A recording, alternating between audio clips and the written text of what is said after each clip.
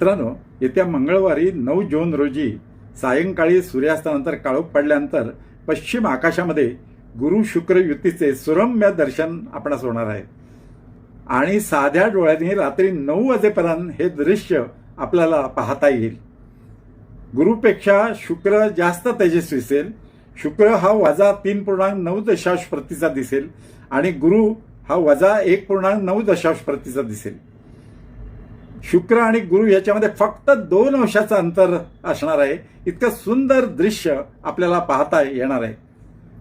शुक्र ग्रहाला एकही चंद्र नाही, पण गुरु ग्रहाला 115 चंद्र आहेत आणि जर तुमच्याकडे दुर्बीण असेल आणि ती गुरु ग्रहावरती रोखलीत ना, तर गुरुचे 4 चंद्र त्या दिवशी आपल्याला पाहायला मिळतील.